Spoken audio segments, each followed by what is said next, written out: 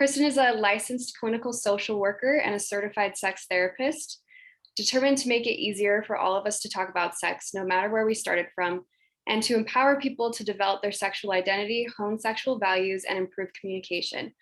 Kristin is the founder and CEO of the Healing Group, a mental health specialty clinic focusing on maternal mental health, sexual health, and couples. Kristin's presentation today for us is called From Surviving to Thriving in Your Sexual Relationship, Staying Connected Through Life's Transitions. Kristin will be teaching us about how to keep our sexual relationship with our partners alive and flourishing through the phases, cycles, and challenges of life. There will be an anonymous Q&A session with Kristin for the final 15 minutes of this 1-hour webinar. So please hold all your questions until then and use the Q&A feature when it becomes available. And you can feel free to write your question down when you think of it so that you can remember it for later when the time comes. The chat function is disabled. However, my chat line will be open throughout the webinar in the case that you have technical difficulties. All right, Kristin, the time is yours. Great. Okay. All right. Well, hello, everybody. I can see participants coming into the room, and I'm really excited to have you here. And I'm particularly passionate about this topic. I will explain more once I get my slides up. If there's anything that I initially struggle, or if there's turbulence, is screen sharing and making sure everything is how I need to. So bear with me as I get my presentation teed up and we get going. Okay, and then I'm gonna go here. Okay, I am hoping you all can see this, and I trust that Camilla will step in if at any point you can't hear me or see me, because she's going to be the one that is moderating this. But as I was saying, I am particularly passionate about this topic simply because we are all going to be transitioning throughout our entire life, and our sexual life and relationships are all impacted through these changes and transitions. I have spent a lot of time teaching and talking about this topic, but it became really relevant as we made our way through a global pandemic. So let me start off and take you back to the beginning of my own family story. This is newly married when I got married in 2006, and my husband and I had a lot of time, a lot of energy to devote to each other. We didn't have a lot of obligations. We could oftentimes on the weekends sleep in. We could have the kind of sex we wanted when we wanted to have it. There weren't a lot of barriers presenting at this point in our life. We honestly thought, especially getting into our marriage, that this is how sex would be, and that we didn't really anticipate any roadblocks that would come our way until I had my first baby. And pregnancy was hard. My body hurt. I was really tired. I had all of the discomfort that comes with pregnancy. And I remember us having a distinct conversation that said, you know, our sex life will pick back up once that baby gets here. Well, as you can imagine, the baby got here and we didn't have a lot more energy. We had less sleep, less energy, less time. We were adapting and getting into new roles as parents, figuring out who we were as partners now that we had a new baby on the scene. And then we kept thinking like, okay, we'll get back to our groove. We'll get back to our groove, thinking that we need to get back to how it was when we were first married, and continued to have these conversations. But if you remember in 2008, which is when my son was born, there was also a recession. I went back to work. My husband started school. We had some surgeries. We had different health issues that presented, and we just never really got back on top of things. And I've learned over this time, I've now been married for 15 years. I've been a therapist for 15 years, that my story is similar to many other people's, because what happened is then we had a second baby and we had a third baby, and life just kept happening. We never got on top of life. It just kept happening. So I'm going to focus on knowing that change is going to happen. I want to focus on resilience today because that's the part of our sexual story that we can control through all of the change. So I recently surveyed my Instagram audience and asked them what were the biggest changes they've experienced that have impacted their sexual relationship. And these were the top 5 issues that came up for people: kids, moving and relocating, faith transition, change in work and work location. So a lot of us now are working from home, or we had to work from home, or we got settled in working from home and had to go back to the office. And issues around health, emotional health, mental health, physical health. And I want to hit on the kids because it wasn't just babies or little kids, because that can be one aspect of having kids that poses a challenge, is when they're little and trying to find time because you're so tired and they have high needs and they often can't take care of themselves. But then when they become teenagers, a lot of people say, but now they can hear us and it feels more uncomfortable because we share walls. And so I put kids as a whole because that was the number one thing that disrupted people's sex life. So I'd like to do an anonymous survey tonight, and I want to kind of get a temperature of the room and see what changes, transitions, and stresses that you've had in the past year. So when you see this survey pop up, I want you to just think about the last year. Let me initiate the poll. Okay, so you should see the poll right now. I want you to go ahead and answer. And again, know that this is completely anonymous. Your answers won't be identified. People will just see how you've answered.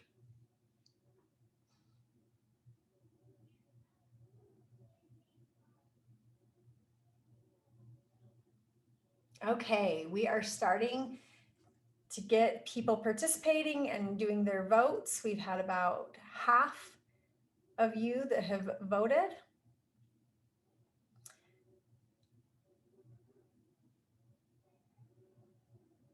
Okay, we're almost there.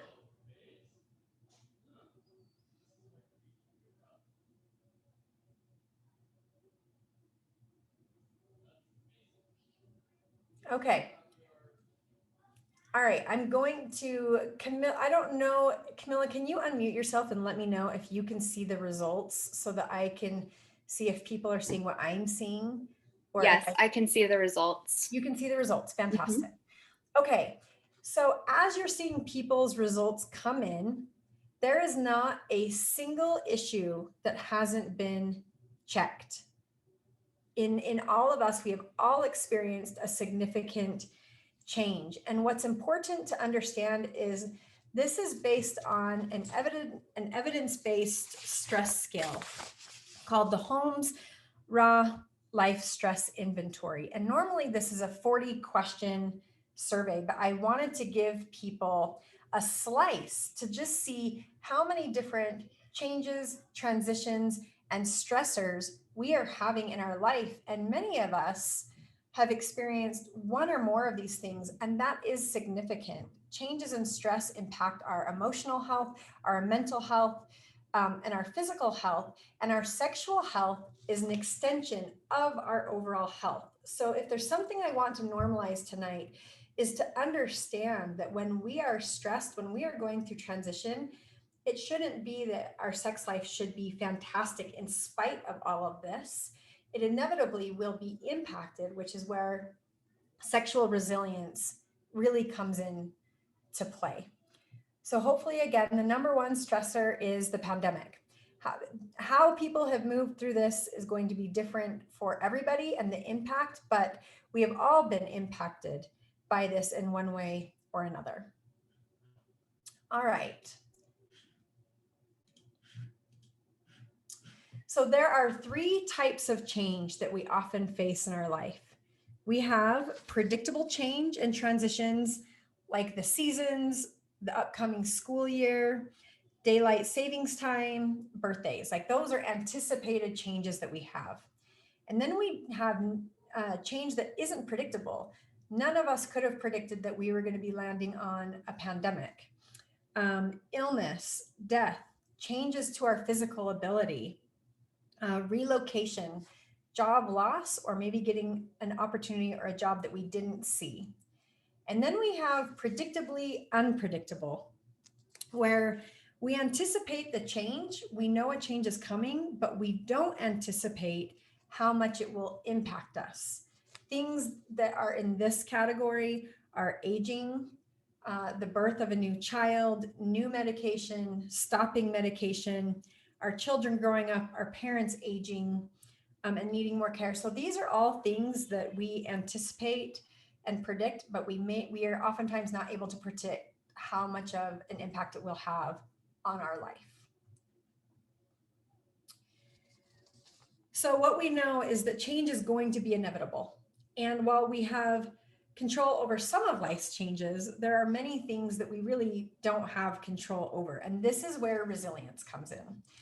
Resilience is our ability to adapt to stressful situations or crises.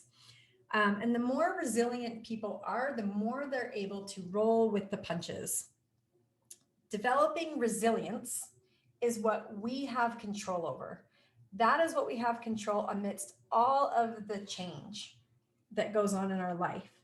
And the great thing about resilience is it's a skill like any other skill, and we can learn it, and it requires practice and persistence, and something that we can develop no matter how old we are or where we have been in our life. So why am I having you watch a repeated looping video of palm trees in a hurricane? Is because the palm tree is a fantastic example of resilience. You can have a hurricane where everything gets destroyed around palm trees, but palm trees are so flexible and rooted that they can actually go parallel to the ground. They can bend to that level and they don't break, and they can then restore their original position. And so that's the visual I want to give you when we're thinking about resilience. So sexual resilience is our ability to adapt and stay rooted and connected in our sexual relationship during times of stress and change. It's our ability to bend and not break when change and transition hits, and to roll with things. And when we think about developing sexual resilience, I want you to think about maintaining a fire. And you'll hear me come back to this a few times in the presentation. But when you build a wood fire, it actually takes a lot of effort on the front end. You're having to make sure that you have the right supplies, the right amount of kindling, that you want to make sure you have enough paper, and that you have the right size of log. But once you get going and that fire starts burning hot, then you are now maintaining it. And you can just put on a log to keep it going. You can even, when it gets down to the coals, if it has been maintained, if the coals are still there, you could put a log on and it can actually start to burn again. When we tend to the core needs in our relationship, it is similar to keeping that log on the fire. Learning how to manage a fire through different conditions is most of what marriage is about. So let me say that differently. Learning how to manage our sexual relationship through life's conditions is most of what marriage is about. And remember, our sexual health and relationship is an extension of our overall health and relationship. So when we are talking about sexual resilience, we are learning skills. So skills, again, are things we can learn to maintain the fire so it doesn't go out even when it's down to just the coals, because I believe we have all been there in our life where our sexual relationship is burning really, really hot, and sometimes it just gets down to the coals. So tonight I want to give you 5 tools of resilience. And if you look at the tools, each one is very different and serves a different purpose. So the 5 tools that we're going to go over tonight is I'm going to talk to you about connection, rethinking, prioritizing, communicating, and a growth mindset. That these are all of our tools of developing sexual resilience to manage change. Okay, so I'm going to go back. I want to begin with a bit of an imagination exercise. And if you don't have a pen and paper, now is a great time to get a pen and paper or get out your phone and write a note down. And I want you to write down in using 3 words. Describe your sexual relationship as it is right now in 3 words. And I'm going to give you just a minute. I can't see you, so I can't tell how far along you are in this. But just doesn't have to be anything. Just do 3 words that come to mind right now. And now I want you to imagine it's October of 2022. That's 1 year from now. And your sexual connection is as you've hoped for. I want you to write down 3 words that describe that. And as you look at the differences between these 3 words, present and future, I want you to think about what feel like the roadblocks that are currently in the way of getting you from here to there. Are there beliefs or ideas that are blocking you? Are there places where you have let the fire go out and it needs some rekindling? Do you have different things demanding your time and you simply don't have enough time to get to where you want to be in your sexual relationship? Because ultimately, by looking at where we are now and where you want to be in 2022 is developing your sexual resilience story. Again, I'm going to give you tools so that you have the opportunity to start shaping and developing sexual resilience so that you can have more of the sexual relationship that you want and hope for. All right. So the first tool I talked about is connect and developing connection. I want to read this quote because I think it's so true for so many of us, that many couples are time poor, driving kids to soccer practice after a full day of work only to come home and cook or do the laundry leaves very little time for oneself and one's significant other. A busy couple can first focus on improving the quality of their interactions by truly focusing on each other and the relationship during the time that is available. And my hunch is if I was looking at most of you, you might say there is very little time available. There is so many things that are demanding our time that we don't have a lot of choice. And what ends up happening is our relationship gets the leftover time. The leftover time is often the time when we are fatigued. We just want to veg out on the couch. We want to zone out on our phones. And that's often the time that our relationship gets, which isn't very nurturing connection. So I want to talk to you about adding a ritual of connection. Rituals of connection bring stability to our everyday relationship.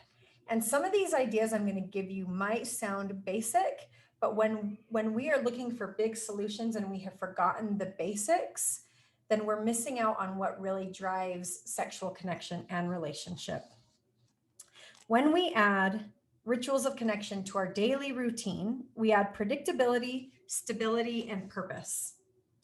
So when we think about it, and this is going to be a broad brush assumption, so tailor this to your relationship. And in fact, something I want you to do through this whole presentation is I want you to Marie Kondo this entire presentation and only take ideas that spark joy for you and your relationship. I give you full permission to be the expert over your life and your relationship. But in just a everyday way, we have 4 opportunities to connect. We have when we wake up, when we say goodbye for the day, when we say hello, when we return home from wherever we were, and then when we say goodnight. there are 4 natural opportunities. For some people, that might be 3. For others, that might be 2. If nothing more, you have at least 1 opportunity to connect with a meaningful hug, a kiss, to develop some sort of way that you wake up together or go to sleep together. Additionally, a ritual of connection can be how you close out the day. It may not be when you're going to bed, but it might be when you decide to share tea and you download on your day and you have a stress relieving conversation. It might be that you wake up and have a ritual and enjoy a cup of coffee together. You might go for a walk. I want to give you some more ideas of what this can look like in an everyday way. 10 minutes of cuddling, reading out of a book together, just reading a book and talking about it, watching your favorite show, or doing the daily New York crossword. I want you to think about how many times are you doing this in your week where you are intentionally connecting with your partner, and where you have your thing that is reliable and predictable amongst all the change. What I would like you to do is brainstorm 3 to 5 ideas that you can do to add a ritual of connection. Again, I want you to think really simple. Maybe it's simply being better at how you greet each other when you come home, or how you say goodbye. Are we saying goodbye and taking a moment to just touch hearts? So take a moment, because my hope is I want you to take what I'm teaching you and make it so that you can apply it. And I'm sorry if you can hear my dog barking. All right. The next thing we're going to look at is rethinking what sex is. Many of us get stuck on a really narrow definition of what sex is and what counts as sex. As a sex therapist, I see this all the time, that people are trying to get to the sex and they have no connection in between sexual encounters. They're not touching, they're not cuddling, they're not connecting, and they're not seeing that as an extension of their overall sexual relationship. All of this touching, kissing, connecting is like adding a log to the fire. And then when we connect sexually, it's an extension of the connection that we've already been building throughout the week. But it's starting to broaden what we think sex is and moving it away from just intercourse. I see this often. So working in maternal mental health, I would see a lot of clients that I would see in couples therapy, that when I would ask how their sexual connection was going, after they had had a baby, they would say, well, there's not much going on because we haven't been approved for the 6-week appointment. And what would happen is there would be a complete absence or drought of any kind of nurturing touch or connection, because they were seeing intercourse as the only way to really invest into their sexual relationship. However, and I want to bring this on, for some people, most often women, they also really valued having that 6-week appointment because it gave them a break. It gave them a break from having to worry that any kind of sexual touch or physical touch is going to lead to sex. And so that's something else I want you to think about is when we're rethinking what sex is and counts, is to add non-sexual affectionate touch with boundaries to our list of what sex is. I have talked to a lot of women who don't want to lean into a hug or a touch because they're worried it's going to send the signal that this is an initiation or a yes for sex, when really they just want to have that non-sexual physical touch. So introducing that and having a conversation around how you can have physical touch that isn't an initiation for sex, which that'll get to another tool, is really important when we're rethinking what sex is. And then lastly, I think this was a profound example that I heard recently from a person who shared that they let go of having orgasm as what counted as sex and the main goal. And they shifted to pleasure and connection, meaning that when they were having sex, that experiencing pleasure and just being connected, and it didn't result in orgasm. And this came from a male friend, that all counted, that it actually alleviated the pressure of sex only could look this way and an orgasm, but it could be enjoyed in so many different ways. And when we expand what sex is, this matters because, as we talked about, stress and change, all of that impacts our sexual functioning. So if we have a really narrow definition of sex, it's going to be really hard to be resilient and bend when change inevitably comes and we have to adapt and adjust. Our brain is our biggest sex organ. So when we are emotionally and mentally impacted, we're going to be physically impacted. The other reason why I bring this up is because change is going to impact our erections, our arousal, our ability to orgasm, our desire, and more. These aren't indicators that something's broken or wrong. It means you have a body and it's responding appropriately to life's stressors. So if sex is only, again, defined as intercourse or a hard erection or an orgasm, that's going to be a lot of pressure and start to build resentment and possibly avoidance. So when we expand our definition of what sex is, then we can stay connected in between our sexual experiences through non-sexual touch, creating boundaries around affectionate touch that doesn't lead to sex. And this is one of the biggest ways we can be more sexual resilient. So my point in all of this is this all counts as sex, that every investment we do feeds that fire and feeds our sexual relationship.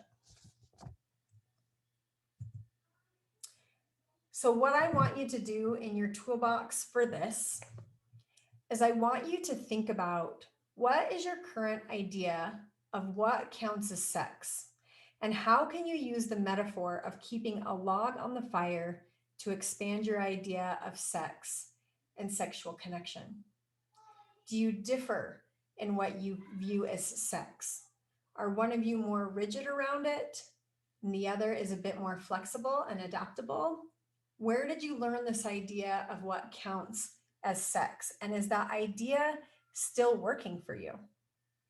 If you think back, and I go back to when I was even first married, what counted as sex was really, really narrow. And I had this singular idea that I had built over a lifetime being shaped by the media of what counted as sex and also what counted as good sex. One of the things we can do when we're rethinking our idea of sex is allowing for good enough sex, allowing for sex that's just connecting, not always needing mind-blowing sex or long sex, but that we can have quickie sex, that we can have sex where one person is absolutely willing and the other is really eager to have a sexual experience. When we make room for all of that, it really allows us to be resilient.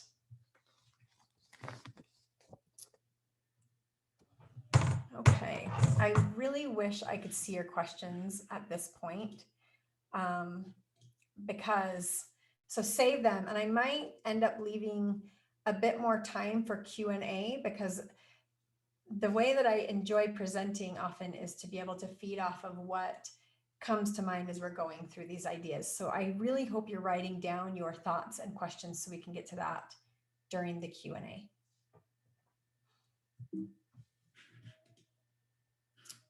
Okay, so the third tool is to prioritize and schedule. And this is the part that you might be seeing this, you might be rolling your eyes, you might be saying, ugh.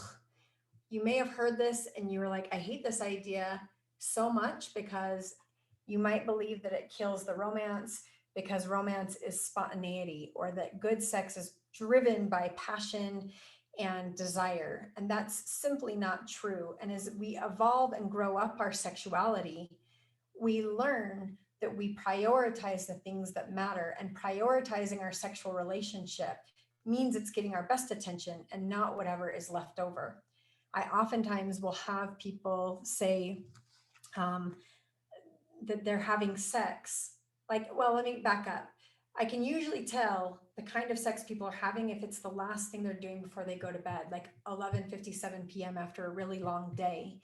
And oftentimes that can be great sex, but in an ongoing monogamous long-term relationship, that can be really challenging when you have to wake up for work, get children off to school, and have just a full life. So when we plan and coordinate and schedule the things we want to do and have to do, they will get done. And our sex is no different. And I want to challenge this idea that we learn from media that the best sex is spontaneous. And that is the way that most people are having sex, because that is not true. It is true that many people are planning and prioritizing and creating a structure around their sexual relationship.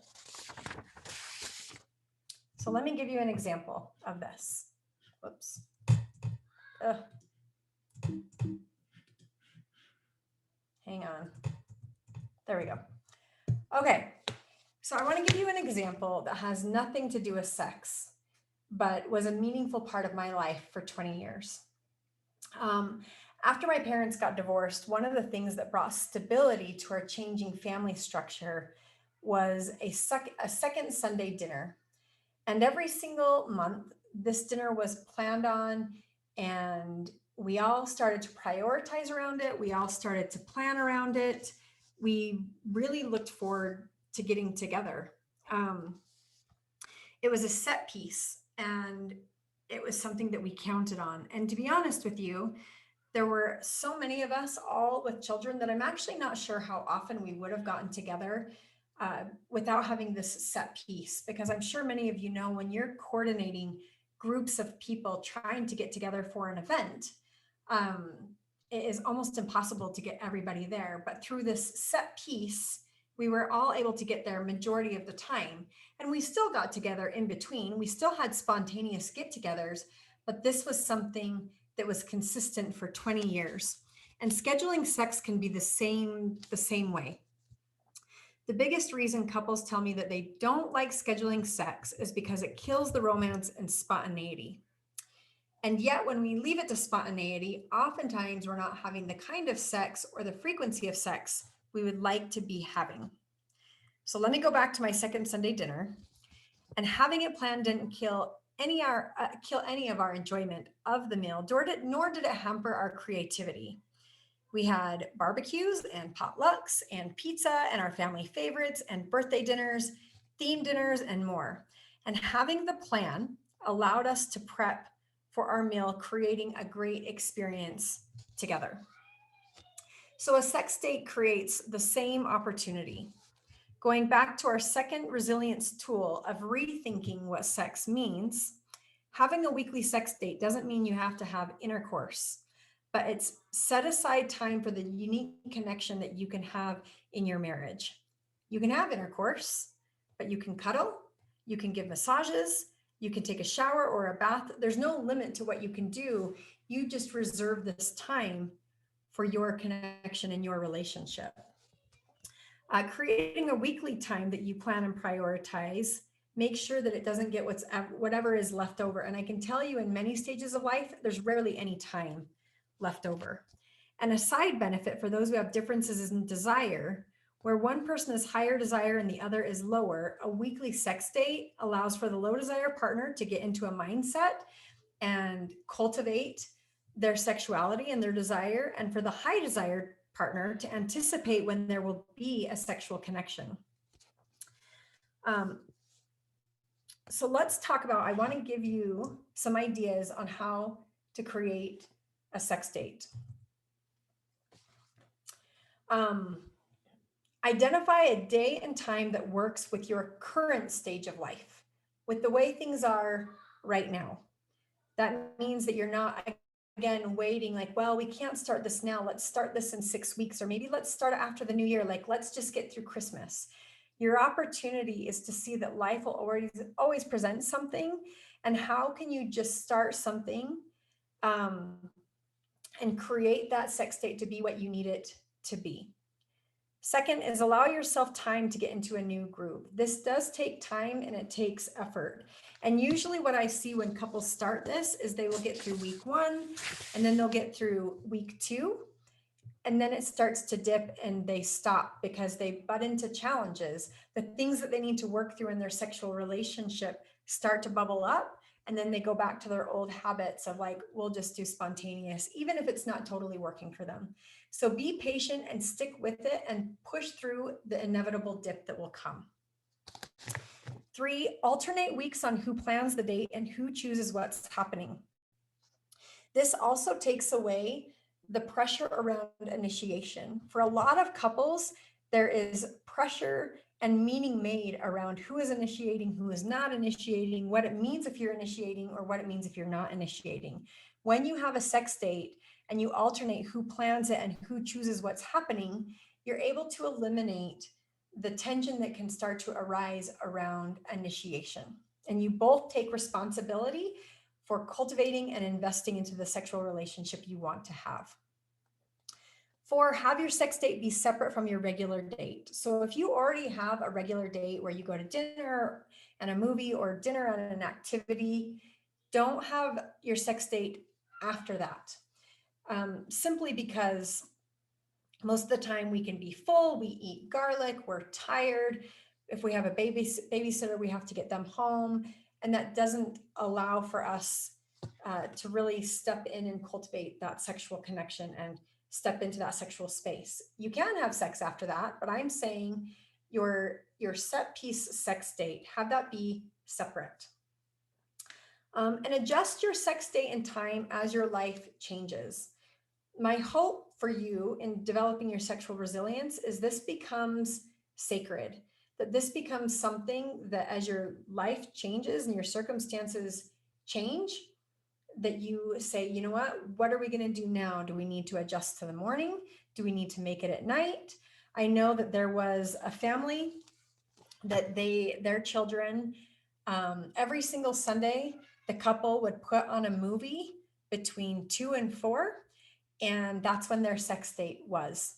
And as the kids got older and they're like, what do you guys do on Sundays? And they said, that's when we have our sexual connection. So if you don't want to be in the house or you don't like it, that's what's happening. And that also speaks to their comfort with sexuality and the value they had around that in their home. So having a sex date doesn't require finances. It doesn't require a certain date and time. It's whatever works for you. Okay, so I want you again to take a moment and let's apply this principle and this concept and write down the days and times that would work best in our life for a sex date are. Just brainstorm some initial ideas.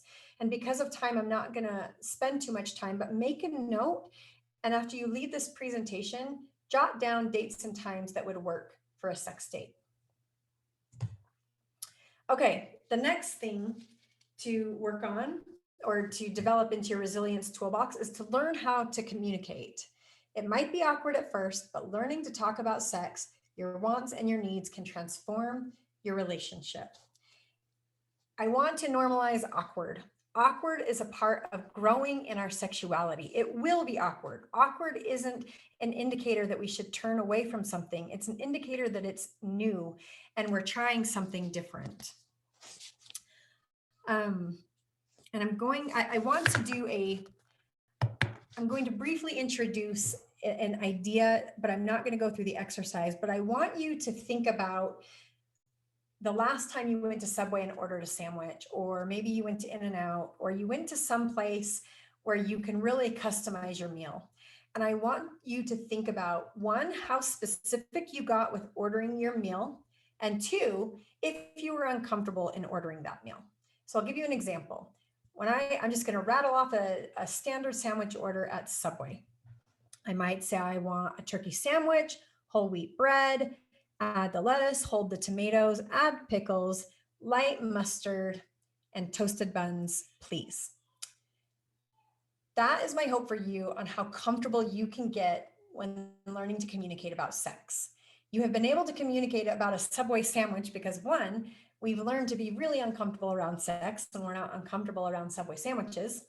And 2, we have a lot more practice on ordering food and ordering a meal than we do having positive experiences around talking about sex. And for most of us, we started having sex long before we were even talking about sex. So I want to, just for the sake of time, I'm going to give you some tips on how you can start to learn, how you can develop some communication in your relationship.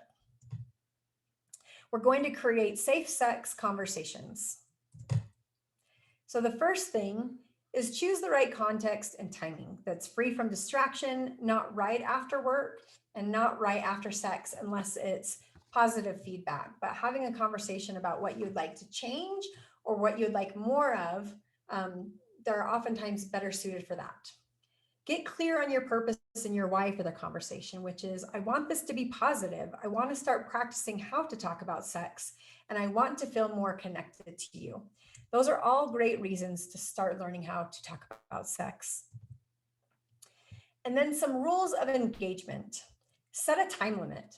If you've not done this before, set a timer for 15 minutes. Set a timer for 30 minutes.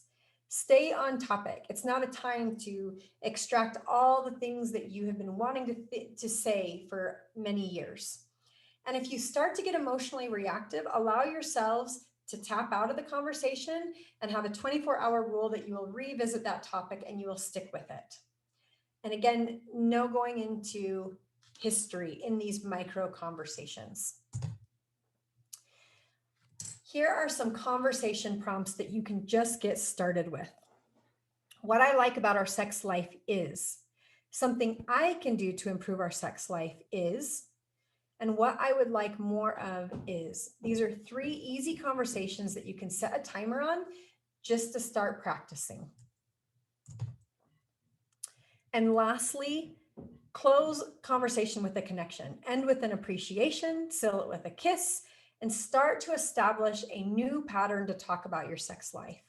When we develop the ability to talk about sex, knowing that we are going to have changes in our sexuality in our 20s, and then in our 30s, and our 40s, our 50s and 60s, 70s, all the way through death, that is one of the biggest things we can have to have a resilient sex life, because we're going to have to keep talking about it because our life and our sexual relationship will continually change.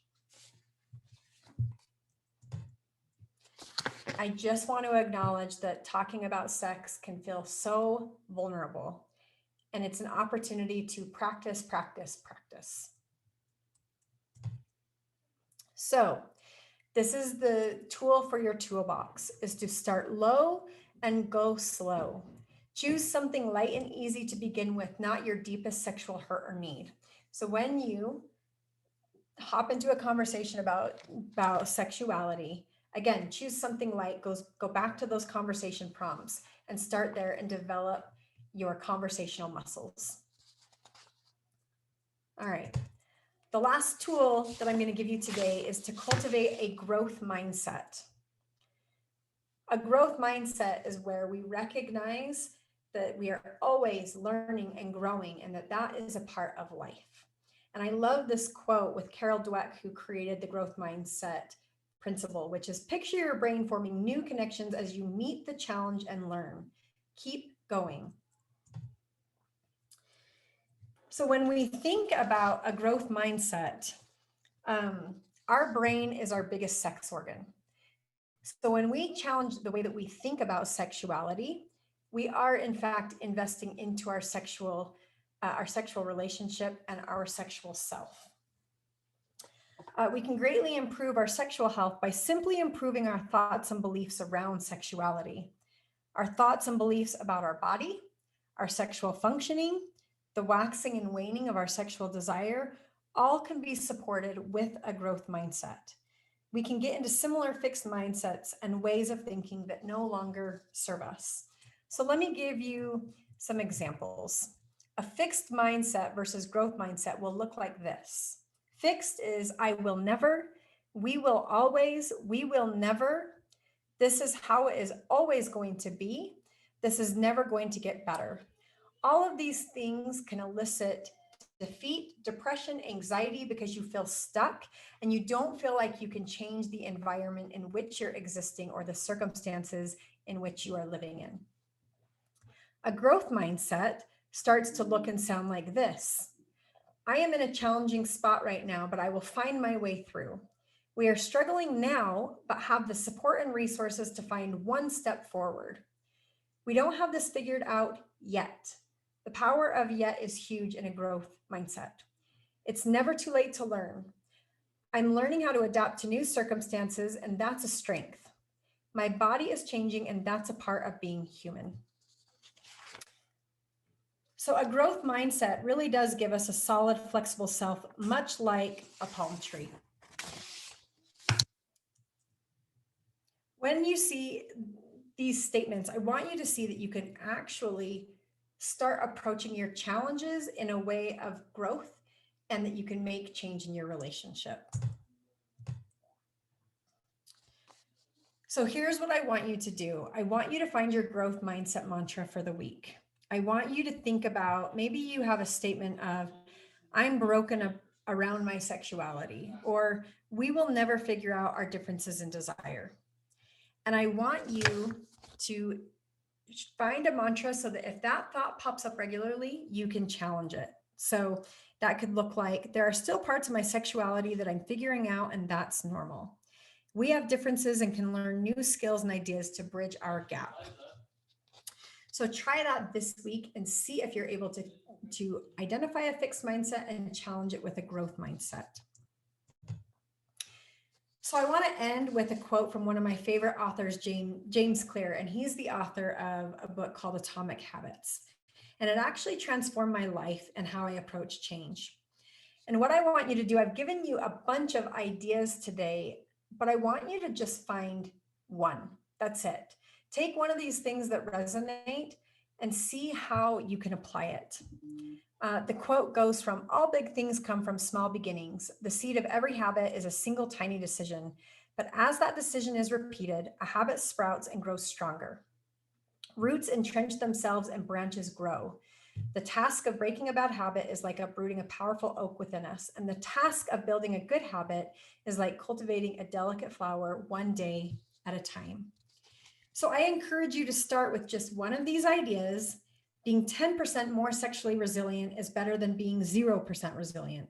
And once you have traction with one of these tools, add another one and increase to 20% resilience.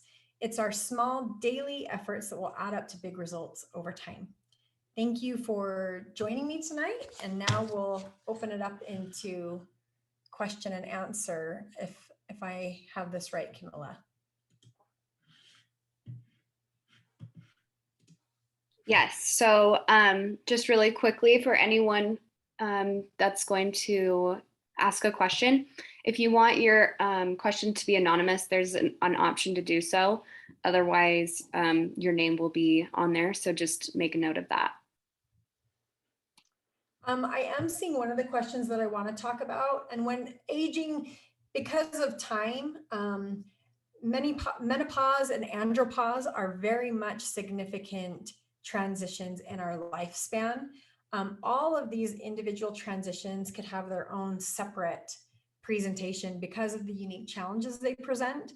But my hope with tonight was to give you tools that can help and apply to every single stage of life and the situations that you're in.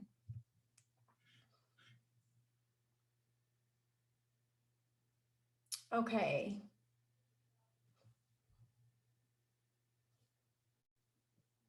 Any questions, thoughts, or ideas that you would like to share or ask or get clarification on?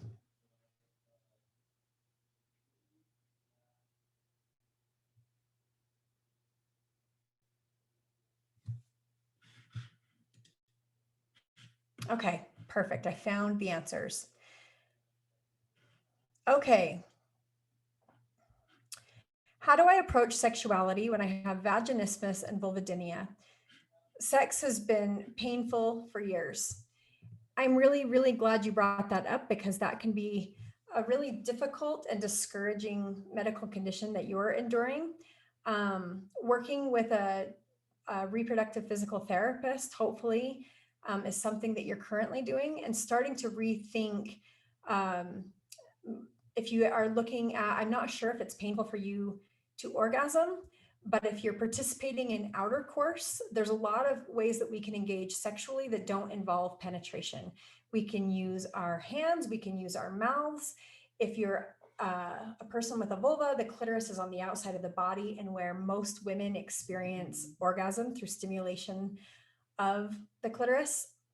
So it's starting to look at how can we engage in our sexual relationship beyond intercourse. And again, because I don't know the details, if it's painful for you to orgasm or not, there could be other ways that you can negotiate how you want to meet your sexual needs that don't involve penetration. What kinds of resources can we use to put the fun back into sexual function? I love that you've asked that, because we really stop playing as we become adults. And there are so many fun things, like just even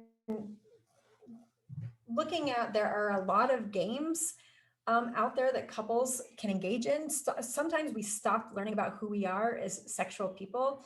I know some people play strip Jenga, they play all sorts of games, they get into role play. I don't know if you've seen Modern Family, but when Claire and Phil go out on a fantasy date and they meet up at a bar just to mix things up, laughing in the bedroom and just actually having fun while you're actually being physical and connecting sexually, getting curious about each other's bodies and starting to learn all the new ways you can experience pleasure, because we have all of the erogenous zones in our body, and we can kiss and lick and suck and blow and use an ice cube and try new things that we've never done to experience new pleasure that we can learn about ourselves and our partner.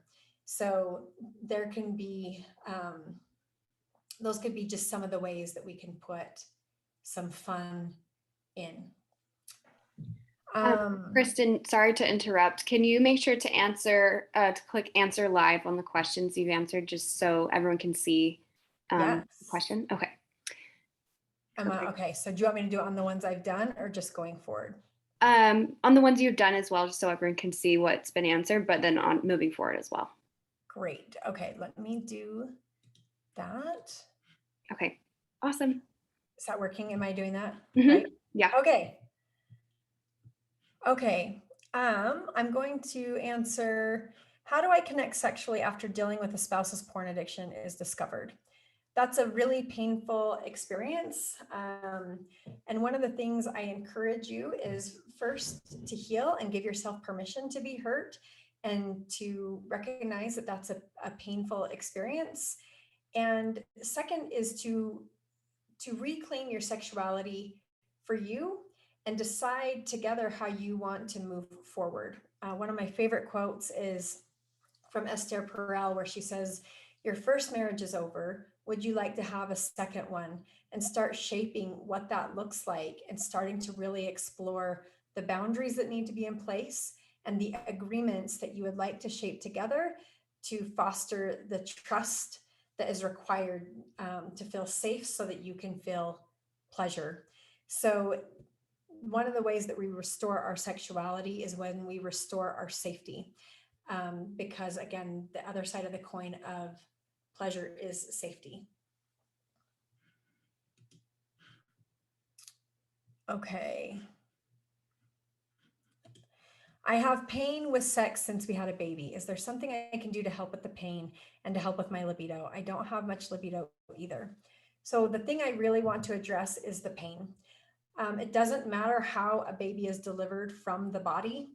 There can be a myth that if a baby is delivered with a cesarean section, then it's different than doing a vaginal birth, and it all impacts our body.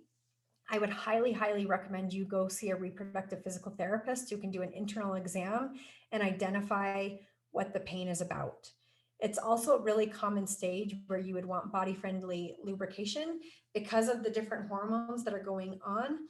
When you're in an arousal state, you may not lubricate simply because of again, because of the hormones. So if sexual pain is due to vaginal dryness, I would encourage you to get a lubrication on board.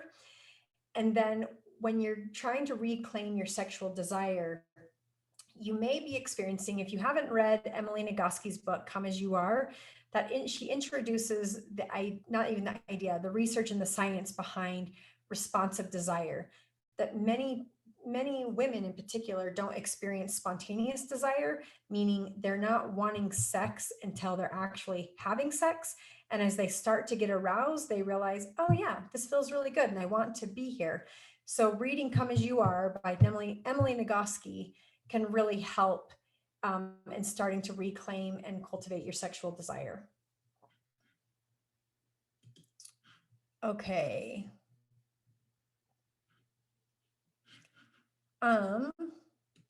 Should my husband inform me that he popped a Viagra? That is completely up to you and your relationship. And if you guys, that's really a question of what information about our sexuality and our bodies do we share and what do we get to keep for ourselves? And that's something that you could have a discussion around of like, how do we feel about this? What changes should I tell you about that I'm going to make to my body? What does it mean to you to know or not know that he popped a Viagra? That's something that I would explore and would be a great conversation for you both to have around the information that you both feel like you want to know and should be told regarding your bodies.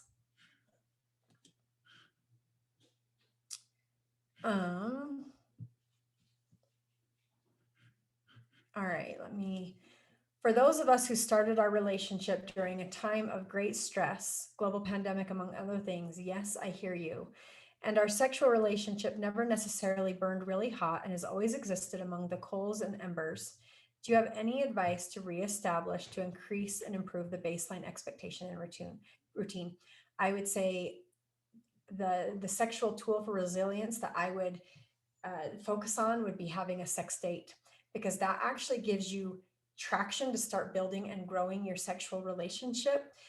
Because what can happen is when it's left to spontaneity, then you can't really build traction, because you might have sex once a week for a couple weeks, and then it drops off to once every 3 weeks, and then maybe you do it once a week, and then it goes to once a month. And so when you're looking at that, I would look at a sex date. If you're looking at the quality of sex, like the kind of sex you're having, that's where getting education and asking each other about the kind of sex you want to be having so that you can improve the quality of sex. Okay. All right, newly married, second marriage, lots of trauma from first marriage. How do I nicely tell him that I don't currently enjoy our sex life? That can feel very emotionally overwhelming, and you can feel uncertain about it. But the way that you could look at that positively is to say, our sexual relationship really matters to me.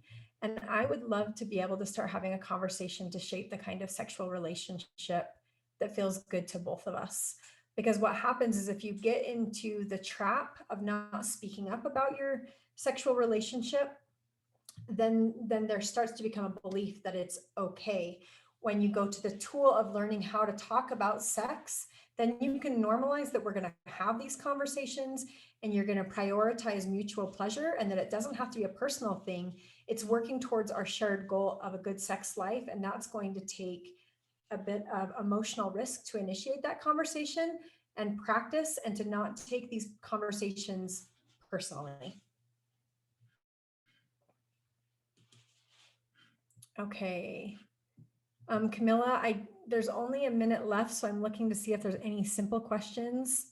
All right, I'm going to answer this one really quickly. Just give me 2 minutes. I've been told I should see a pelvic floor therapist to solve some things. I'm nervous to go because it's really unknown. What should I expect there? What would they do? Would they do an internal exam?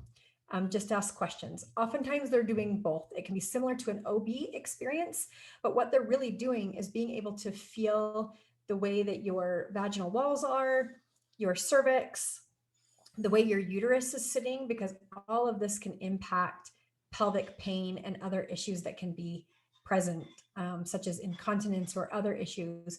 So a reproductive physical therapist is very professional, much like an OB, and they're just going to both ask you questions and get a baseline understanding of what your body is, and then help you reach goals to strengthen your pelvic floor and your body.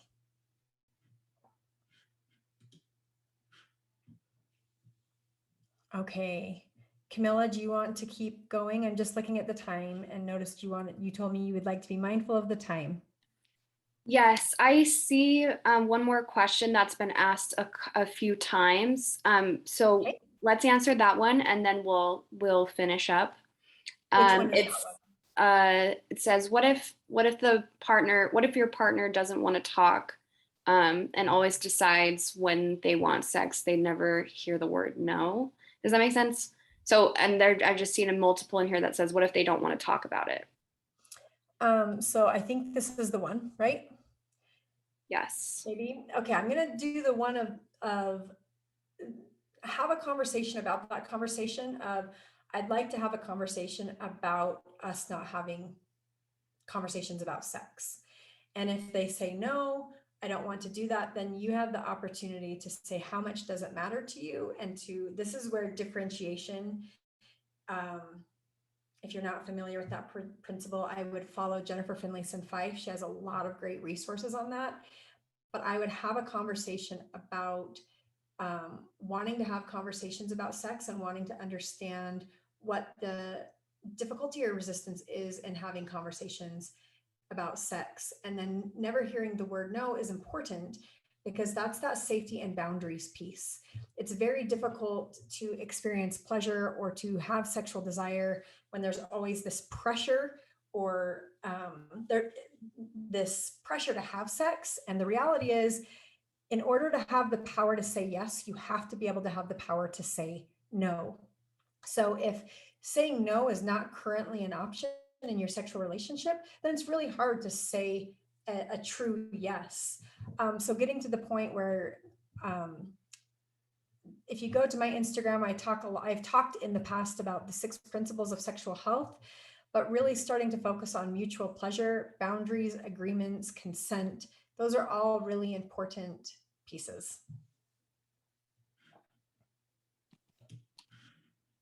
Okay. Thank you so much, Kristin, for this amazing presentation. I'm sure everyone here is just as thrilled as I am to have you as a resource today, and for your super engaging and informative presentation. So I wish I could tell everyone to give you a round of applause. I guess in the comments you can clap clap emojis. It was just fantastic, and I really enjoyed it. I saw a few of you asking if a recording was going to be available. There will be a recording of this webinar available a week from today on our website, strongermarriage.org.